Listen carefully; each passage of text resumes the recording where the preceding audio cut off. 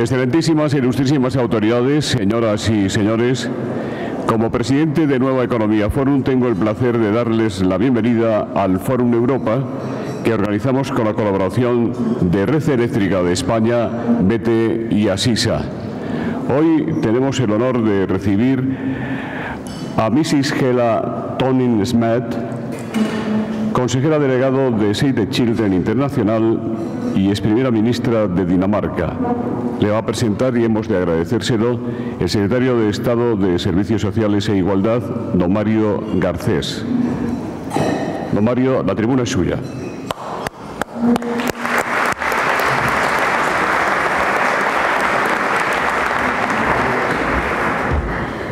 Muy buenos días a todos y a todas. En primer lugar, gracias por estar en un sitio que creo que es un lugar maravilloso, como es el Casino de Madrid. Gracias a la organización, gracias a los buenos amigos que tengo. Siempre yo creo que las primeras palabras son litúrgicas, son necesarias. Agradecer a los organizadores, a los patrocinadores, a los asistentes, a las autoridades y sobre todo a los múltiples amigos y amigas de todos los partidos políticos que ahora mismo llenan esta sala. A Antonio San José, que lo tengo en la esquina, que ha sido colaborador mío, y recordábamos ahora algunas etapas recientes de la vida política y de la vida administrativa, y por supuesto a todos los demás. Presentar a Helle, la verdad es que se debe presentar de múltiples maneras, ¿no? Pero voy a empezar a hacerlo desde lo que son los proverbios y los refranes, ¿no? Recientemente he publicado mi último libro que está basado en la socialización del poder y en el conocimiento del poder político, un sentido irónico y mordaz. Tiene un refrán, los refranes socializan la vida política. Deberíamos utilizar más los refranes en España, a raíz precisamente de la actualidad política actual, que decía: tal cual es el Señor, tal es la compañía.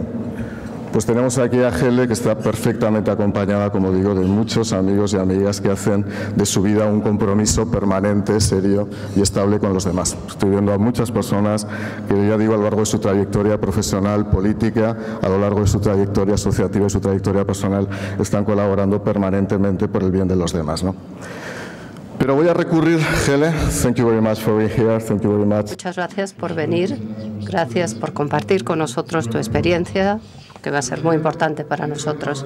Y hay otro proverbio danés, un refrán danés, que dice que la pobreza y el amor son difíciles de disimular. Poverty and love are difficult to disguise.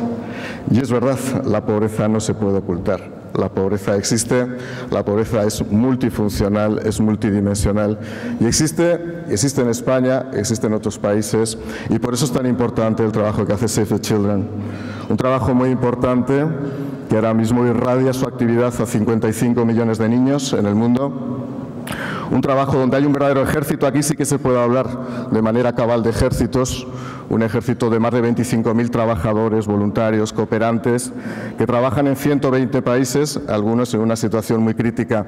Y sí que te quiero decir, Helle, que puedes estar muy orgullosa de Save the Children España, porque el trabajo que están haciendo con nosotros es un gran trabajo. Y lo digo de primera mano porque llevamos 10 meses colaborando con ellos, y no solamente con ellos, con otras organizaciones, pero hoy toca hablar de Save the Children, otro día hablaremos de otras organizaciones, como no puede ser de otra manera, vienen trabajando activamente con nosotros. Gracias por trabajar permanentemente por los niños, por la infancia. Desde que en el año 1919, tras la Primera Guerra Mundial, se sembró la simiente de lo que fue Save the Children, desde que la Sociedad de Naciones, 5 años después, declarara por primera vez los primeros derechos del niño, han pasado muchas cosas, muchísimas cosas. Y sobre todo, Save the Children ha ido acaparando un lugar central, un lugar piramidal en la actividad en favor y defensa de los derechos de los niños, pero desde múltiples perspectivas, desde múltiples aristas, ¿no? La primera, muy importante desde el punto de vista de la protección integral de los niños más vulnerables, de las situaciones de emergencia, de ayuda humanitaria, de los niños y niñas que sufren la esclavitud sexual, que es la esclavitud del siglo XXI. Estamos trabajando, y es uno de los principales propósitos de este Gobierno, desde el área de igualdad. El 99% de las personas que sufren explotación sexual en el mundo son mujeres y un porcentaje elevado son niñas ahora mismo. Y acabar, finalizar con esta esclavitud, con esa abyección moral y esa abyección a veces institucionalizada y a veces consentida por la indolencia, por la indiferencia y sobre todo por la abstracción social, nos debe hacer conducirnos también a una reflexión crítica. Pero también mucho más, trabajar en la parentalidad positiva, trabajar en la integración, trabajar en la educación tan importante. Tenéis algunos objetivos que son compartidos y no pueden ser de otra manera. Primero, erradicar las situaciones de pobreza. En segundo lugar, trabajar en la educación. El círculo de la educación es importantísimo. Fundamentalmente en países como España, el círculo de la educación es fundamental. Save the Children en España trabaja con 5.000 niños diarios. Nos gustaría que Save the Children no trabajara en España para 5.000 niños diarios. Y hay muchas más organizaciones del tercer sector que también lo hacen. Pero desgraciadamente esa es la realidad y trabajamos todos los días para mejorar esa realidad. Isaac Dinesen, la conocemos, seguramente he dicho una herejía, Helle, pronunciando un nombre danés. La autora de Memorias de África decía aquello de que si trabajamos todos los días un poco, todos los días, al final conseguiremos los resultados. Y te puedo asegurar que estamos trabajando todos los días, no un poco mucho, pero sí todos, para conseguir un resultado. Y de eso quiero hablar. En primer lugar, agradecer el esfuerzo de muchas organizaciones del tercer sector que están trabajando con nosotros y singularmente a Save the Children para hacer la primera ley de protección integral de la infancia. Tenemos ya las bases y los fundamentos jurídicos de lo que va a ser esa ley en un trabajo que está llevando la Dirección General de Familia. Lo agradezco especialmente a la directora general, que está trabajando con muchas organizaciones y queremos que sea una realidad. Ahí no se admiten fisuras, ahí no se admiten desacuerdos. Ahí estoy convencido que tiene que haber un acuerdo porque la conveniencia y la convicción es común en todas las organizaciones y en todos los partidos políticos. Gracias al esfuerzo colectivo, porque no puede ser de otra manera. Las leyes no tienen por qué hacerse solamente desde las administraciones públicas. Las leyes hay que hacerlas desde donde se conoce la realidad. Y por supuesto que las administraciones públicas tienen que estar instaladas en la realidad y en la legalidad. Pero además de eso también tenemos que contar con la aprehensión, tenemos que contar con la convicción y el conocimiento de las entidades del tercer sector. Y estamos trabajando también con todas las organizaciones. Bueno, ya sabéis que creo que el 16 de octubre tenéis una nueva reunión para seguir avanzando ahora mismo ya en un texto articulado definitivo, pero además seguimos trabajando en la Estrategia Nacional para erradicar la pobreza y la exclusión social, 2017-2020. Compartimos los mismos objetivos. En el Plan Nacional que hubo anteriormente se introdujo como un objetivo sectorial específico trabajar de manera transversal, de manera horizontal, para erradicar precisamente la pobreza infantil. Avanzamos despacio, pero avanzamos.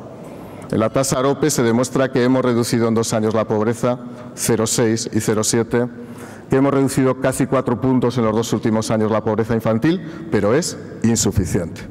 Es meridianamente insuficiente. Y ese es el gran grito de las administraciones públicas y es el grito de todo un tercer sector que necesita seguir avanzando necesariamente en todo esto. Y siempre con la mirada de un niño. Helle, con esto acabo y te doy tu palabra, que es la palabra de todos los que están aquí y todas las que están aquí ahora mismo. Y siempre con la mirada de un niño. A mí me gusta mucho ese Instituto de la Felicidad que tenéis en Copenhague.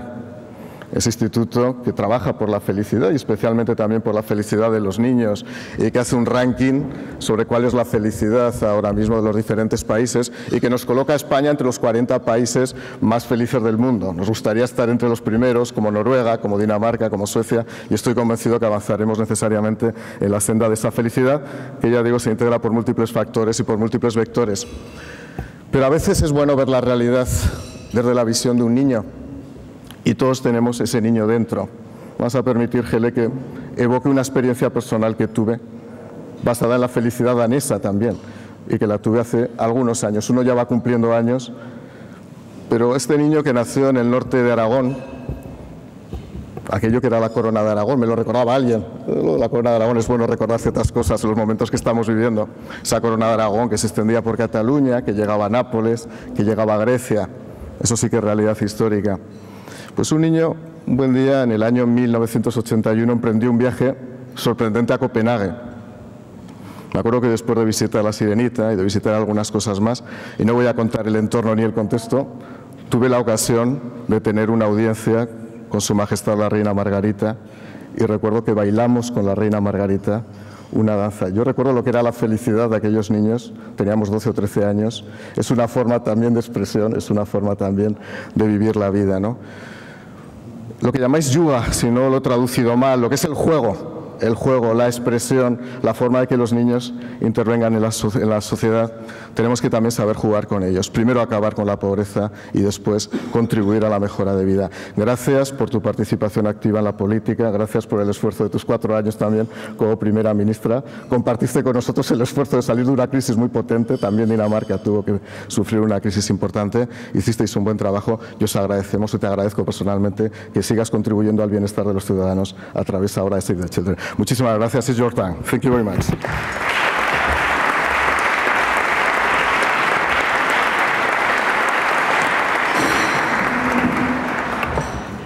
Buenos días. Thank you so much. Thank you. Muchísimas gracias. Gracias, Mario, por tu amabilísima presentación. Es fantástico estar aquí. No esperaba venir a un entorno tan maravilloso, pero bueno, tengo entendido que ustedes se reúnen con frecuencia para hablar de temas importantes. Es un honor estar aquí. Y además siempre es un honor estar en Madrid. Me siento muy orgullosa de venir por primera vez como presidenta de Save the Children Internacional. Robert y Anders, ¿podéis levantar la mano? Estos son Robert y Anders, que dirigen Save the Children. Y bueno, es estupendo ver cómo está funcionando Save the Children aquí en España. Save the Children lleva trabajando más de 20 años aquí y básicamente lo que hacemos, y por eso no os puedo prometer un discurso muy optimista, porque voy a hablar de algunos de los niños en peor situación del mundo, pero lo importante es oír su historia y que su historia llegue a reuniones como la que tenemos hoy aquí. Estoy encantada de estar aquí, de ver a viejos amigos del Parlamento Europeo, del Grupo Socialista. La verdad es que estoy encantada de estar aquí en España. ¿Qué es Save the Children? Bueno, no estoy muy segura de que todos sepáis quiénes somos. Somos una organización que tiene casi 100 años. Fuimos creados en 1919, justo después de la Primera Guerra Mundial.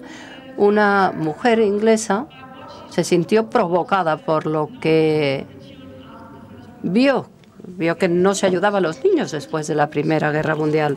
Las imágenes de esos pequeños niños austriacos, rusos, alemanes, le hizo reaccionar, ¿no? Así que decidió crear una organización para que los ingleses ayudaran a esos niños, niños extranjeros, entre comillas, niños enemigos. Lo que hizo fue poner fotos en Trafalgar Square y pidió a la gente que viera esas imágenes. Desde entonces, Save the Children ha intentado ayudar a los niños en peor situación de todo el mundo. Nuestra idea es hacer cosas que no son fáciles, son sencillas pero no fáciles. Queremos que sobrevivan 5 años, que no mueran de enfermedades que se podrían haber prevenido. Queremos que todos los niños tengan acceso a educación de calidad y queremos asegurarnos de que ningún niño viva con violencia y que se les proteja a todos de la violencia. Esas son las 3 cosas que buscamos en Save the Children. Como dije, es sencillo pero no fácil.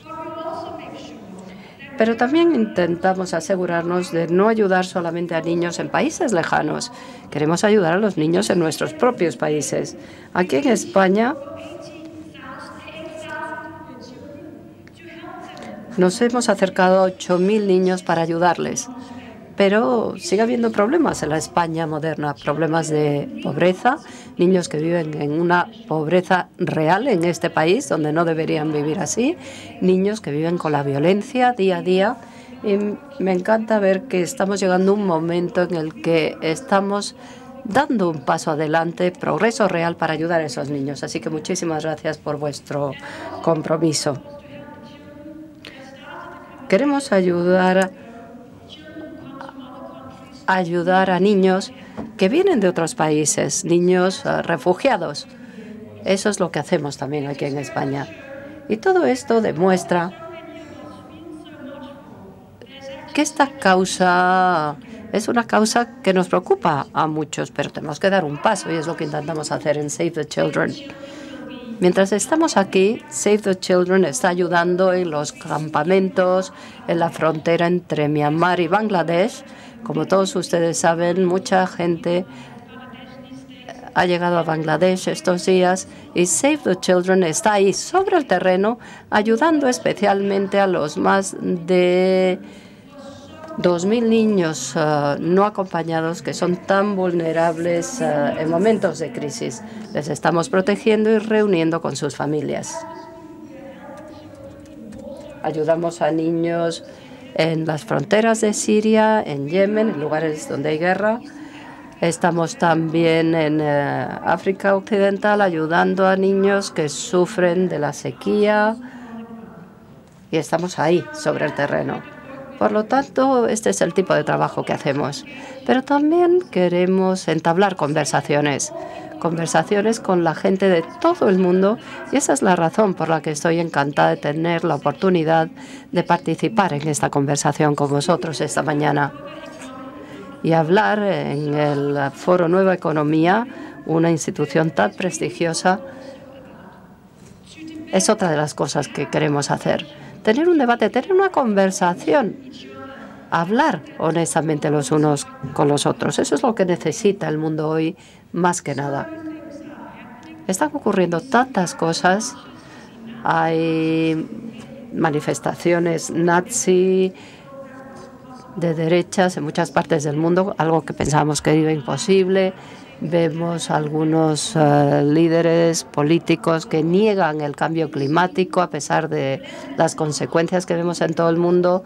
Vemos cómo las nuevas tecnologías traen cosas buenas y malas a nuestros países, pero sobre todo traen consigo mucha inseguridad. Y todas estas tendencias sísmicas, todos estos cambios en nuestro mundo,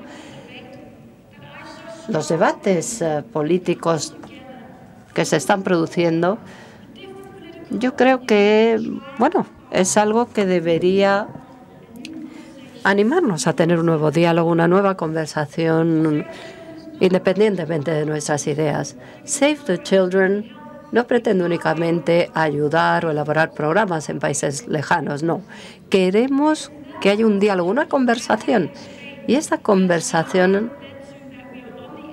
es la que intentamos tener aquí en España y lo que está llevando a una nueva legislación para proteger a los niños de la violencia. Eso es lo que yo llamo progreso, eso es lo que yo llamo un avance. Tener conversaciones, nuevas leyes, más protección de los menores. Pero el tema del que me gustaría hablar hoy es un tema que no es nuevo. No es nuevo para nada. Pero tengo la impresión de que tenemos ahora una ventana de oportunidad que tenemos que aprovechar. En mi opinión, podemos cambiar el mundo de forma drástica en los próximos 10 años si hablamos de la idea que voy a comentar a continuación, que no es nueva, por otra parte. Podemos cambiar drásticamente el mundo si conseguimos la plena igualdad entre niñas y niños, hombres y mujeres en todas partes del mundo. Y es algo que no debemos hacer únicamente porque sea bueno y sea lo correcto y lo justo, sino también porque las ventajas sociales y económicas que supone crear una igualdad real entre niños y niñas, hombres y mujeres, son enormes. Y también porque por primera vez en la historia tengo la impresión de que la comunidad internacional y todo el mundo está dispuesto a dar ese paso. Estuve en la Asamblea General de la ONU hace un par de semanas y cuando escuchas las conversaciones que se producen entre todas las naciones del mundo, te das cuenta de que hay un auténtico deseo de dar un paso más. Tengo la impresión de que todos los países, todas las naciones realmente entienden en lo más profundo de su ser que para tener éxito en el futuro, la igualdad de género es la base fundamental y esencial. La forma más fácil de explicarlo es diciendo, bueno, yo nunca enviaría a medio equipo de fútbol a jugar al campo. Intentas que todo el talento participe. Lo importante es hacer participar a todo el mundo y no fijarse solo en el género. Y eso es lo que queremos hacer. En Naciones Unidas hemos decidido una serie de objetivos de desarrollo sostenible.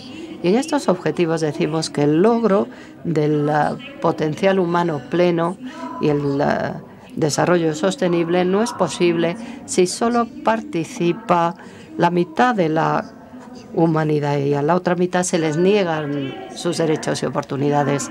O sea que la idea ya está ahí, ahora tenemos que hacerla realidad. Los Objetivos de Desarrollo Sostenible constituyen un marco muy importante para hacer todo esto realidad. Y no solamente a nivel macro, en un edificio de la ONU, no, sino en el microcosmos de la vida de cada niño, de cada niña.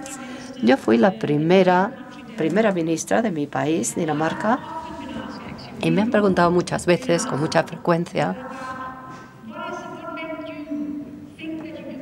¿qué es lo que te hizo pensar que podías llegar a ser primera ministra? ¿Cómo lo logré? ¿Qué es lo que me permitió una persona que viene de una familia muy normal, que me permitió romper ese techo de cristal? Y por supuesto la respuesta es muy variada, pero al final todo lleva a lo mismo.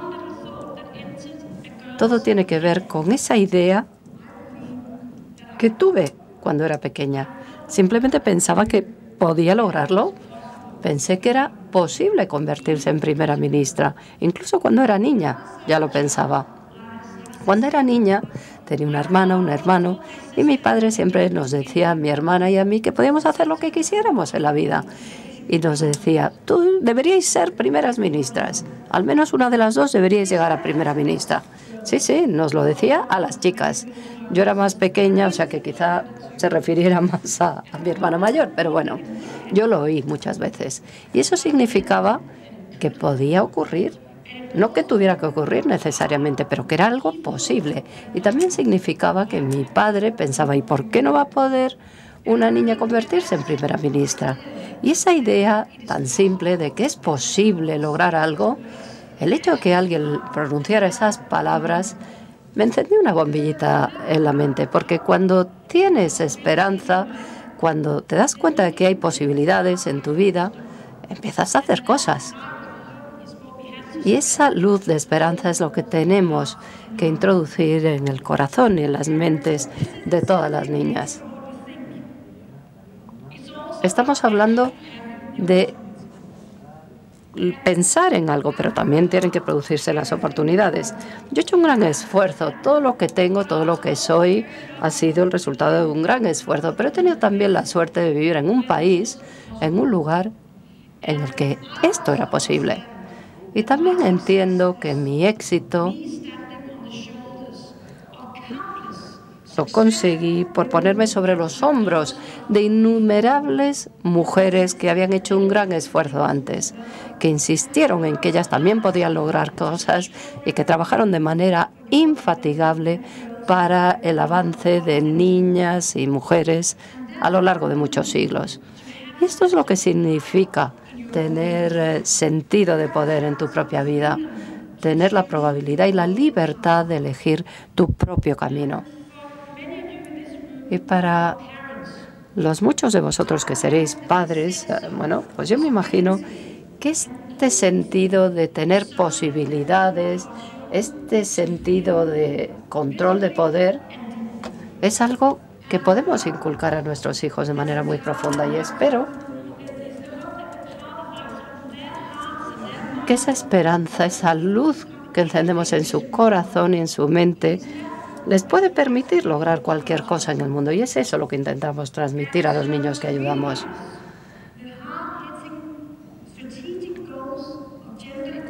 Para conseguir ese objetivo estratégico de igualdad de género hace falta este sentido de esperanza, de posibilidad. Eso es lo que tenemos que promover en todas las niñas, en cualquier parte del mundo. No solo inculcárselo a nuestros propios hijos, sino a todos los niños del mundo. Pero la realidad es mucho más dura, y es que para millones de niñas la experiencia de su vida, la vida humilde que llevan, les hace pensar que no deben atreverse a soñar, que no deben tener esperanza, que no tienen la posibilidad de elegir su propio camino y que su vida pertenece a otros, que son propiedad de otros. Y no hay lugar donde esté esto más claro, que en el tema del matrimonio infantil. Y es el tema del que me gustaría hablar ahora. Hoy, más de 700.000 mujeres se casan antes de los 18 años. Y estamos hablando de una cuarta parte de todas las mujeres casadas en el mundo. Una cuarta parte se ha casado antes de los 18 años. Y muchas de ellas incluso antes de los 15 años. Cada 7 segundos, una niña de menos de 15 años se convierte en novia, se casa. Las razones por las que se casan tan jóvenes varían según el lugar. El matrimonio infantil está arraigado en la desigualdad de género, en la idea de que las niñas y las mujeres son inferiores a los niños y los hombres, que son más débiles, que necesitan protección y que son posesión de otros, de sus familias, de sus padres o de sus maridos. En muchos lugares el matrimonio infantil forma parte de la tradición. Cuando una niña entra a la pubertad, el matrimonio se considera el siguiente paso para asumir el papel, el único papel que se espera de ella, ser madre y esposa. En muchas partes de África hay otra tradición muy dañina, que es la mutilación genital femenina. Estas prácticas tradicionales son difíciles de romper. Están muy relacionadas con la identidad, la cultura y la comunidad. Pero, como Graça Machel decía, las tradiciones las hacen las personas, y son las personas las que pueden deshacerlas. Quizá nosotras y nosotros somos esas personas que podemos deshacer esas tradiciones. Pero las mujeres que se casan tan jóvenes no son solo víctimas de la tradición. Este problema se agrava por la pobreza, porque la verdad es que casar a una hija puede ser una manera de conseguir una dote o asegurar el futuro o quitarse una carga económica para la familia. También hay padres que sienten inseguridad con respecto al futuro. Por ejemplo, en el caso de los refugiados sirios. En Siria no había una gran tradición de casar a las niñas tan jóvenes. Pero podemos decir que ahora 1 de cada 4 niñas entre los 15 y 17 años, entre los refugiados sirios, se casan y viven en Jordania. A veces, junto a la violencia basada en el género, el matrimonio obligado es un arma de guerra. Voy a dar un ejemplo. Cuando Boko Haram secuestró a muchas niñas en Nigeria, muchas de esas niñas fueron vendidas para casarse. El matrimonio infantil es la demostración más clara de la indefensión que tienen estas niñas con respecto a su propia vida. Decisiones que toman otros hacen que entren en un círculo de desfavorecimiento. O sea que no hablamos de una única violación que quita los derechos a las niñas, sino que desencadena una espiral descendiente, arrebatando a estas niñas de todos sus derechos. Pensad en todas esas niñas que se han convertido en esposas con menos de 15 años desde que he empezado este discurso. Imaginárosla en la mente. Estas niñas tienen un 50% de posibilidades de que su marido tenga más de 10 años que ellas. Y, por supuesto, normalmente mucho más viejos. Además, van a ser víctimas de violencia doméstica y cuanto mayor la diferencia de edad entre los dos, mayor el riesgo de que haya violencia. En Bangladesh, Uganda, Zimbabue, Tanzania, la mitad de las niñas entre 15 y 19 años casadas han experimentado violencia de sus maridos y la experimentarán durante toda su vida. Y como parte de esta violencia, es mucho más probable que describan su primera experiencia sexual como forzada, como violación. Otra consecuencia de la actividad sexual precoz es que estas niñas se convierten en madres muy jóvenes. 9 de cada 10 embarazos adolescentes de este mundo se producen entre estas jóvenes mujeres. Y como dan a luz antes de que esté preparado su cuerpo, tanto ellas como sus bebés corren el riesgo de morir. Complicaciones durante el embarazo y el parto son la segunda causa más frecuente de muerte de niñas entre 15 y 19 años en todo el mundo. Lo más importante, la principal causa es el suicidio. Es mucho menos probable que sobrevivan los niños después del parto, durante el parto, cuando nacen de niñas tan jóvenes. Y debido a la falta de poder, la falta de control de tu propia familia, se produce una carencia de espacio, una imposibilidad de tener un embarazo sano y educar bien a los hijos. Estas mujeres jóvenes dejan además la escuela. Se sabe que cuanto más años de educación, menos posibilidad de que se produzca un matrimonio infantil. Y por otra parte, bueno, vemos que la mayoría de las niñas que se casan con menos de 18 años carecen de educación formal. Y esto afecta a su vida, porque no tienen acceso a la independencia económica, no tienen probabilidad de asumir el control de su propia vida. Por lo tanto, viven una vida donde hay cada vez más violencia, demasiados hijos, riesgos para su salud, dependencia económica e inseguridad. Y, por supuesto, todo esto afecta a la manera en que ellas viven su propia vida. Hemos intentado ver cuál es el potencial que tendrían estas mujeres si se les permitiera casarse después de los 18 años.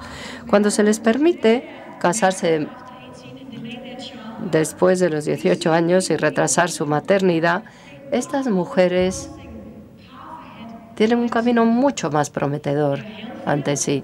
Son más sanas, siguen yendo a la escuela, es más fácil que tengan independencia económica y que puedan ganarse la vida por sí mismas. No hemos calculado esto, pero el Banco Mundial sí lo ha hecho. Según el Banco Mundial, si damos a estas niñas otra oportunidad de casarse más tarde y de tener mayor independencia, añadiríamos 4 billones a la economía mundial. Aumentaría la actividad económica y al mismo tiempo se reduciría el crecimiento de la población. Y esto es lo que intentamos hacer. Intentamos hacer que aquellos países que siguen teniendo esas leyes que permiten el matrimonio infantil, bueno, pues estamos intentando que cambien esas leyes, igual que se están intentando cambiar leyes aquí en España. Intentamos que aquellas leyes que ya tienen, aquellas legislaciones, aquellos países que ya tienen esta legislación, que la cumplan. Y estamos intentando iniciar una nueva conversación sobre qué pueden hacer los gobiernos africanos por sí mismos para impedir el matrimonio infantil. Y dentro de unas semanas iré a Senegal para organizar una conferencia de alto nivel organizada por el gobierno de Senegal y Save the Children, para hablar de todos estos temas. O sea que estamos haciendo un gran esfuerzo para acabar con el matrimonio infantil y de hecho creo que tendremos éxito. Y esto es lo último que quiero comentar aquí. No debemos pensar que no sirve de nada luchar por los derechos de los niños. No debemos pensar que el mundo de mañana va a ser mejor para las niñas y los niños si no hacemos nada. Yo no me he metido en la política para hacer cosas que no voy a poder lograr.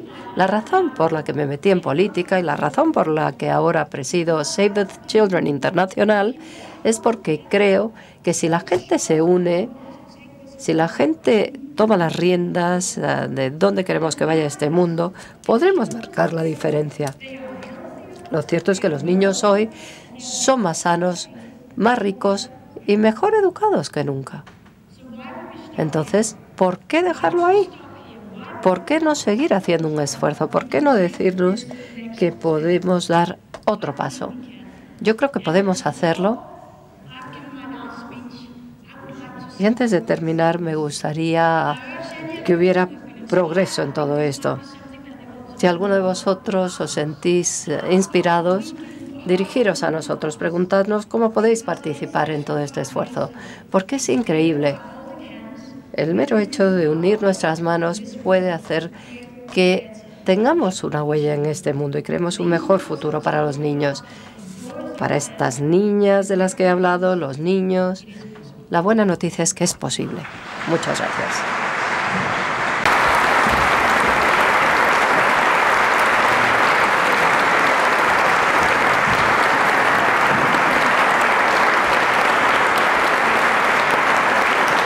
Muchas gracias. Muchas gracias. Vamos a comenzar ya el turno de preguntas. Gracias por su intervención. En primer lugar, Marta Pastor, que es directora de un programa de Radio Nacional de España que se llama Ellas Pueden, le dice lo siguiente. Usted ha dicho que a las mujeres en política, incluso al más alto nivel, pues se les trata de forma diferente. ¿Cómo se nota en ese alto nivel el trato diferente y cuáles son los problemas concretos que usted ha encontrado en su camino solo por el hecho de ser mujer? Thank you. Gracias. ¿Me oyen? Es interesante, la verdad. ¿Hay alguna mujer que haya trabajado en política? Varias, por lo que veo. Bueno, estoy leyendo el libro de Hillary Clinton ahora, que es muy interesante, y creo que no hay duda de que las mujeres son tratadas de forma diferente a los hombres en el mundo de la política. Y es muy difícil porque no queremos ponerle una etiqueta, ¿no? Sobre todo en la política, porque entonces apareces como una víctima. Pero se han hecho estudios, y esto es aplicable a las mujeres no solo en política, sino que tienen puestos muy altos en una empresa, en un negocio, en una organización. Hay datos que demuestran que a las mujeres se les castiga más por sus errores cuando ocupan puestos a los que nunca han llegado los hombres. La primera vez que las mujeres asumen un puesto en el que nunca han estado los hombres, cuando cometen un error se les castiga más. Y hay gente que dice, pero también es una ventaja ser mujer, porque la gente te oye más, te presta más atención. Y sí, es cierto. Pero no hay duda de que ser mujer en política significa que te hacen preguntas diferentes. Yo tengo 2 hijos que ya son mayores y siempre me preguntaban, ¿cómo puedes compatibilizar tu trabajo con tener 2 hijos? Pues seguro que a Rajoy no le hacen esa pregunta todos los días, ¿a que no? Y otros colegas míos que trabajan mucho en el Consejo Europeo tampoco le harán esa pregunta con tanta frecuencia. Y además siempre con ese tono. Parece que si eres madre y política o ocupas un puesto importante donde sea, bueno, pues hay dudas de cómo te puedes ocupar de tu familia. Bueno, lo importante es no crear víctimas, sino simplemente ser conscientes de que hay un sesgo que hay que debatir. Y yo creo que muchas de las mujeres que estáis aquí sabréis que se os ha discriminado por ser mujeres. Es un hecho de la vida política moderna, pero también de la vida moderna en general. Ignacio Buqueras Ibac, que es presidente del Comité Ejecutivo, dice: ¿Considera usted que en la educación está la solución de muchos de los problemas de nuestra sociedad? ¿Qué hacen en este campo desde la infancia? Yeah. Bueno, esta es una de mis grandes pasiones, de las pasiones de Save the Children. Realmente creemos que la educación es la clave para desplegar el potencial de cualquier niño. Cualquier educación que empiece pronto, el desarrollo en la primera infancia, cuando los niños tienen 2 o 3 años, si somos serios, respetamos a los niños, intentamos introducirles lo mejor en su corazón y en su mente, eso hará que sean luego mejores ciudadanos para nuestras comunidades. Las comunidades serán más sanas, habrá menos crimen y delito, más oportunidades económicas, tanto para el individuo como para la sociedad. Y además, los niños que no tienen oportunidades, a través de la educación, pueden lograr oportunidades. En los países europeos, antes, no todos los niños tenían acceso a educación de calidad. Pensad en cómo, cuando empezó a haber educación de calidad para todos, cómo cambiaron nuestras sociedades. Cuando los niños y niñas empezaron a ir a la escuela de forma obligatoria, pudieron educarse durante muchos años. Esa es la razón por la que la educación en todos los países de todo el mundo tiene el potencial de cambiar no solo la vida de ese niño o niña, no solo la vida de su familia o de su comunidad, sino la vida de todo un país. Hemos hecho un gran esfuerzo trabajando en este campo en Save the Children. He trabajado con Gordon Brown en la Comisión de Educación, y el dinero y el crecimiento que se puede generar educando a todos los niños del mundo es alucinante. Ahora mismo hay 260 millones de niños que no van a la escuela. Muchos no aprenden nada ni siquiera cuando van a la escuela, lo cual es más deprimente incluso. Pero si podemos cambiar eso, podremos cambiar el mundo. Pregunta de Santiago Álvarez Barón. Dice: hace 2 semanas que se aprobó una ley en la que los hijos de mujeres maltratadas tienen la consideración de víctimas de la violencia de género y tienen una protección especial. Sin embargo, si la maltratadora fuera la madre, los menores carecen de esta protección especial. Y le pregunta: ¿existen otros países en los que se diferencian los menores dependiendo de quién sea el agresor?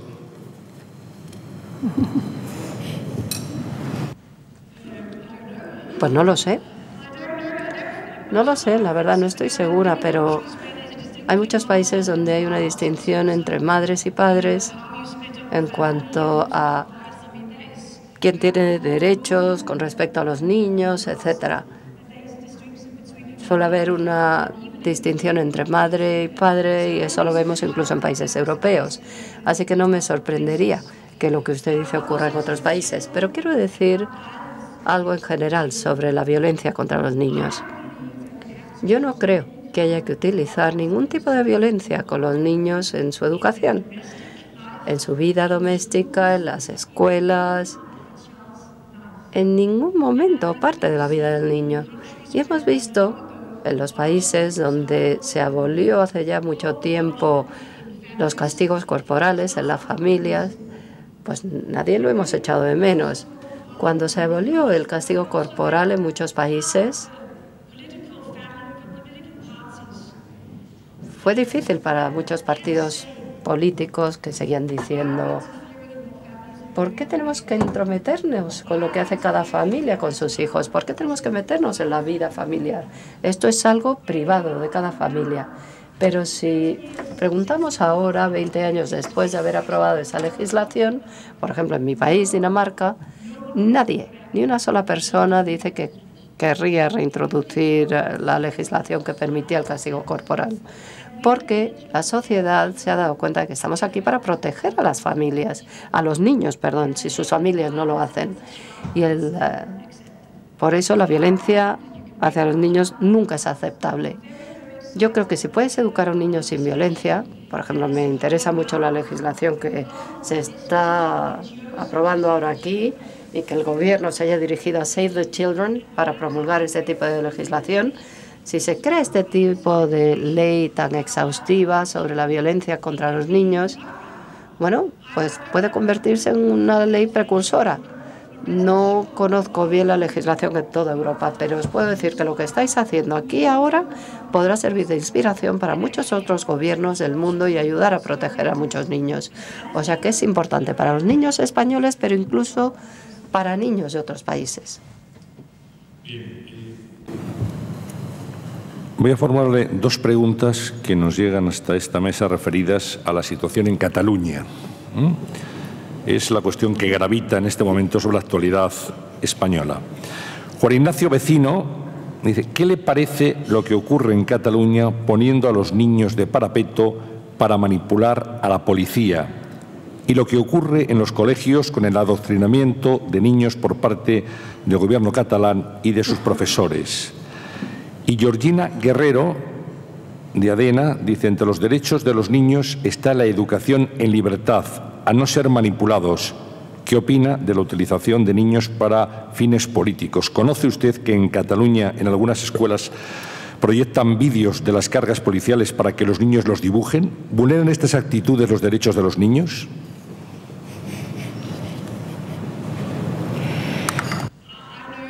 Bueno, yo sé que he aterrizado en Madrid en un momento muy difícil. Y como el resto de la gente del mundo, sobre todo en Europa, llevamos años al tanto de los problemas y, bueno, sobre todo hemos estado muy interesados en los últimos días. Y entiendo la pregunta, pero no creo que resulte de ninguna utilidad que yo llegue desde Dinamarca y exprese mi opinión sobre un tema tan difícil. Es un tema muy difícil en la historia de España, la España moderna. Y lo único que voy a decir al respecto es que mi experiencia en la política, que es bastante larga, me ha enseñado que al final solo el diálogo nos llevará a una solución. Alguna forma de diálogo, un poquito de comprensión, de entendimiento. Y no voy a decir nada más porque no estoy seguro de que mis comentarios puedan ser de utilidad.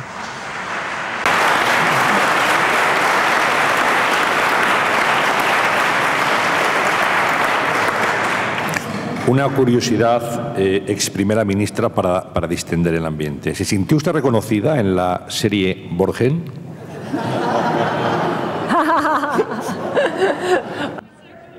Qué bueno.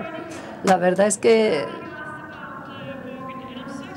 me preguntan mucho por la serie Borgen y me interesa mucho, me hace mucha gracia. Imaginaros una serie de uno de los países más pequeños de Europa. Hemos creado una serie de televisión que la gente ve en España. Subtitulada, supongo, ¿no? O no sé, doblada. Bueno, el caso es que la gente de todo el mundo ve esta serie y lo más interesante es que me hacen preguntas sobre la serie en todas partes del mundo. La verdad es que no está mal. Debo admitir lo siguiente.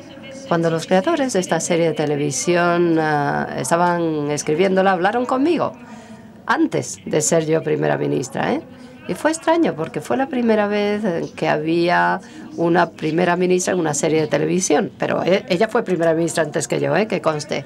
Y yo creo que ha sido una buena lección para los niños sobre qué es la política, en qué consiste la política, qué supone trabajar en la política. Se pueden aprender muchas cosas, pero yo siempre le digo a la gente que no hay que olvidarse de que la política no es todo tener luchas, debates, salir y entrar en coches oficiales, no. En realidad, los políticos a lo que se dedican es a leer muchos documentos, asistir a muchas reuniones muy largas, a escribir discursos.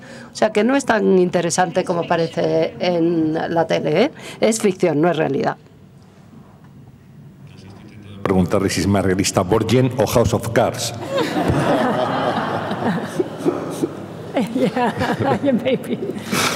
Quizá. Nosotros por lo menos no nos matamos. A las cuestiones de actualidad, Jaime Iglesias le dice, a pocos días de que se publique el informe del Secretario General de Naciones Unidas sobre los menores en conflictos, ¿cuáles serían sus recomendaciones para este informe?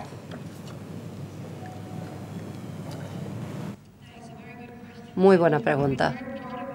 nos ha preocupado mucho este informe porque pensamos, yo no sé si están ustedes familiarizados con el informe, yo hasta antes de llegar a Save the Children no sabía nada de este informe, pero cada año se publica un informe donde el secretario general explica en qué lugares los niños se han visto involucrados en guerras y conflictos y quién ha sido responsable, ¿no? Y por supuesto que queremos cerciorarnos de que se mencionan las naciones correctas en el informe.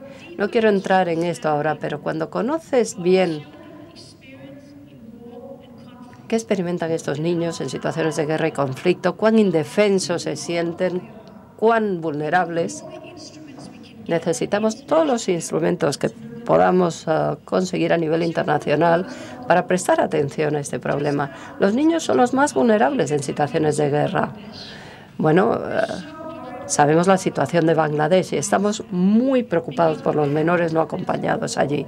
Lo que ocurre cuando hay guerra y conflicto es que hay personas que empiezan a traficar con esos niños. Los venden como esclavos para ser abusados sexualmente. Y esa es una de las cosas que estamos haciendo allí, proteger a los menores no acompañados. Y este es un ejemplo. Los niños son extremadamente vulnerables. Lo que pensamos de este informe es que instamos al secretario general a que mencione a todas las partes, por ejemplo, en el conflicto que tenemos ahora en Yemen. Y nos preocupa que quizá mencionar a Arabia Saudí, que no se mencione en el informe. Y esto es lo que pedimos ahora.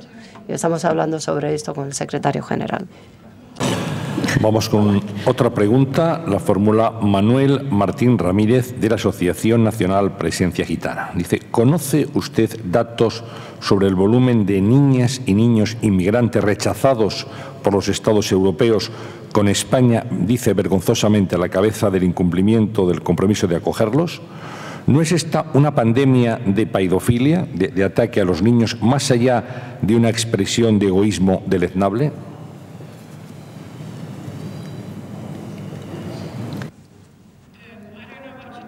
No conozco mucho sobre la legislación española, sobre todo con respecto a los niños gitanos, pero sé que la población gitana, y en particular los niños, si vemos la situación en Europa, quizá sean los niños más marginados, más desfavorecidos que tengamos en Europa. A mí me encanta Europa. Siempre he defendido Europa, siempre he pensado que era estupendo que se ampliara Europa. Y si hablamos de Europa como mercado único, como una zona donde nos vendemos cosas unos a otros, pero Europa es mucho más que eso. Es una idea, una forma de vida, una forma de estar unidos. Y también tenemos que tener normas sobre cómo tratarnos mutuamente. Por eso, cuando somos ciudadanos europeos, que es lo que somos, tenemos que pedirnos mucho. Ser muy exigentes con nosotros mismos. A veces es difícil que te hagan este tipo de preguntas en la política y vivir la parte más generosa del mundo. Europa es la parte más generosa del mundo, un lugar donde se protegen los derechos de las minorías, de los niños, de los refugiados. Pero el formar parte de Europa nos da esa obligación.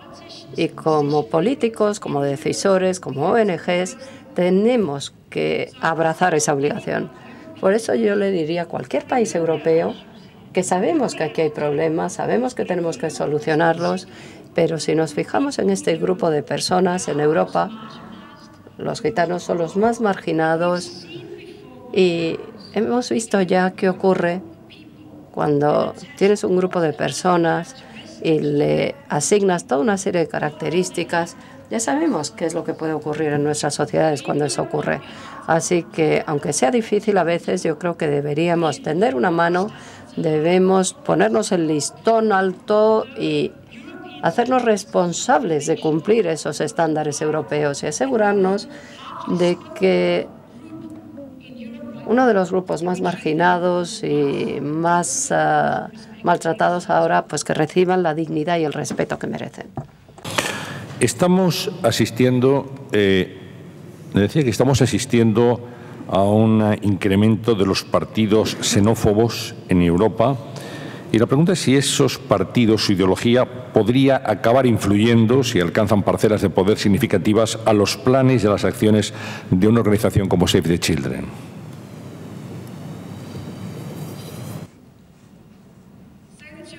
Save the Children es una organización increíble, alucinante, y una de las razones por las que quería participar en este trabajo, tenemos 25.000 colegas en todo el mundo, 2 de ellos están sentados aquí. Es una organización impresionante porque no somos nada extremistas, somos bastante moderados y tenemos un objetivo, que es luchar por un mundo mejor para los niños, luchar por los derechos de los niños. Y es un mensaje tan potente que creo firmemente que si no eres extremista, puedes unir a mucha gente, porque hay mucha gente que quiere participar en esto. Y cuando hablamos de la pregunta de los refugiados en Europa y cómo los partidos de extrema derecha en Europa están actuando, bueno, yo creo que como partidos políticos, como líderes en general, tenemos que respetar que la población necesita debatir estos temas. Tenemos que respetar que los países tienen derecho a tener sus fronteras. Pero al mismo tiempo tenemos que plantear la pregunta: ¿estamos cumpliendo nuestras obligaciones como ciudadanos europeos? ¿Estamos ofreciendo la generosidad, la amabilidad que debemos ofrecer a la gente y tratamos a todo el mundo de la misma manera independientemente de dónde vengan? Ese mensaje es más fuerte y más poderoso que el colocarse en un pedestal y decirle a la gente: no podéis pensar esto, no podéis hablar de tal cosa. No, lo que hay que hacer es tener una conversación amplia. Y creo firmemente que debe haber conversación entre los partidos conservadores, los socialistas y los nuevos partidos, en lugar de condenarnos mutuamente y decir: no queremos hablar de esto. Tenemos nuestros valores que queremos preservar y necesitamos una conversación lo antes posible. Y tenemos que pensar menos en lo que nos separa y pensar más en lo que tenemos en común. No es una buena respuesta a la pregunta, lo sé, pero es una especie de respuesta porque creo que es importante que aquellos de nosotros que pensamos que somos moderados, que estamos en el centro, es muy importante que insistamos en tener una conversación sobre temas difíciles, que insistamos en intentar entendernos los unos a los otros. Y en cualquier lugar del mundo, yo creo que eso es lo que necesitamos, pensar en qué tenemos en común, cómo tener un diálogo, dónde nos puede llevar el diálogo, y eso es lo que tiene que hacer la gente moderna. Bien, vamos con las 2 últimas preguntas.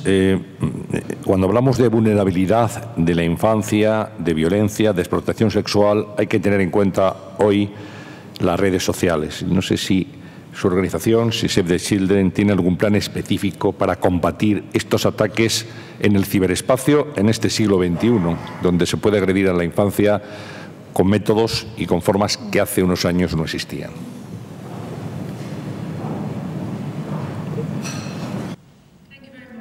Muchas gracias, es una pregunta excelente. Miro alrededor de la sala y veo rostros. Bueno, todos hemos sido niños, ¿no? Y el bullying era algo que ocurría en los patios de recreo ya entonces, ¿no? Todos sabíamos quién nos atacaba, quién formaba parte de los matones, le pedías al profesor o a la profesora que te ayudara y ocurría algo. En aquel momento era duro para las personas que experimentaban el bullying, pero hoy es mucho peor. Las cosas que ocurren, cómo se ataca a los niños en Internet, es horrible. Y creo que esto puede arruinar la vida de un niño. Por eso estoy encantada de que Save the Children esté participando en el tema de bullying en Internet. Nos estamos tomando muy en serio este problema porque sabemos que para ese niño del que hablan sus amigos en el ciberespacio diciendo cosas horribles de forma anónima, eso puede arruinar la vida del niño. A veces la niña dice, bueno, eso es un problema que tiene que ver con el lujo, no tiene nada que ver con los problemas que hay en otras partes del mundo. Pero yo creo que el poder que tenemos es que no hay que elegir. Puedes decidir ayudar a los niños en España, pero también puedes ayudar a un niño que necesita nutrición en Kenia o en Uganda.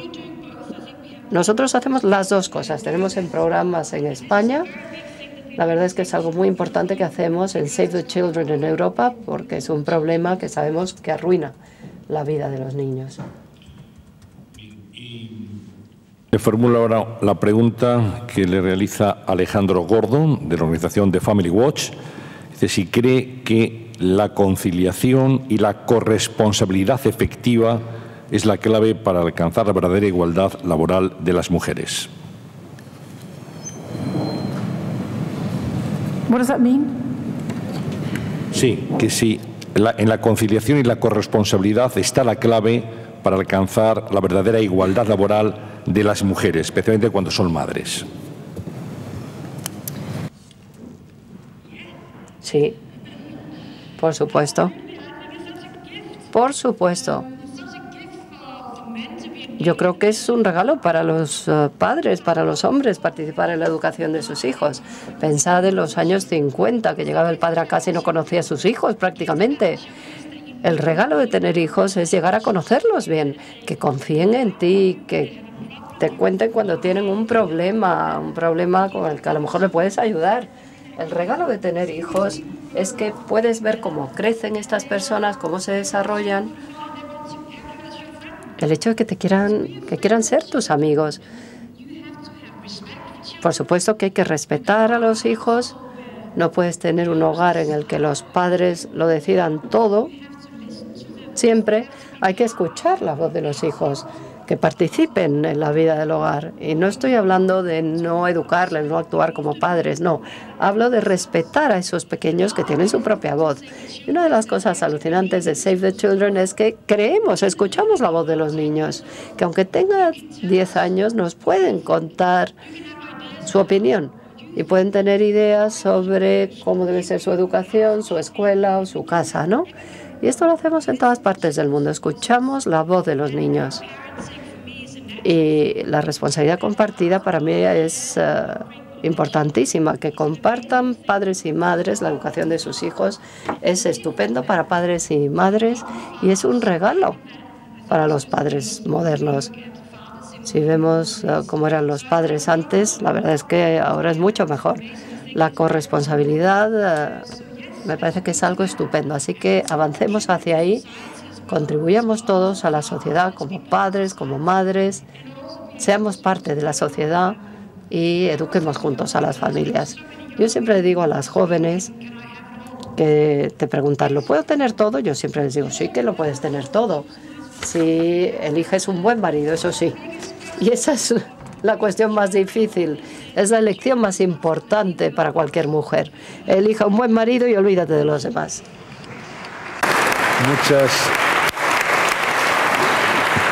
Muchas gracias. Y voy a ceder la palabra a Luis Ortiz, consejero rector de la BINI y representante de Asisa, para que cierre este acto en nombre de sus patrocinadores. Muchas gracias. Buenos días. En nombre de Red Eléctrica, British Telecom y Asisa, quiero agradecer a Ángeles su presencia aquí. Y ella es un ejemplo claro de que existe vida después de la política. Uno puede encontrar un proyecto vital tan atractivo o más y donde puede hacer un beneficio a la sociedad o más que incluso presidiendo un gobierno. Lo digo un poco por aquellos políticos que no creen que haya vida después de la política. En segundo lugar, quería, desde mi punto de vista, decir que todo niño debería, desde el punto de vista ético, debería tener la capacidad de desarrollarse física y psíquicamente de acuerdo a las posibilidades genéticas que le han transmitido sus padres. Y en eso tenemos una enorme responsabilidad los adultos de hoy, porque como sean estos niños de hoy en el futuro, será el futuro del mundo. Se nos olvida a veces que los niños de hoy son el futuro de todos nosotros en los años que vienen por delante. Así que muchas gracias por el trabajo en Save the Children y quiero felicitarte expresamente por ello y por desarrollar un proyecto vital apasionante. Y a Mario por la presentación que ha hecho tan simpática y adecuada. Buenos días y muchas gracias.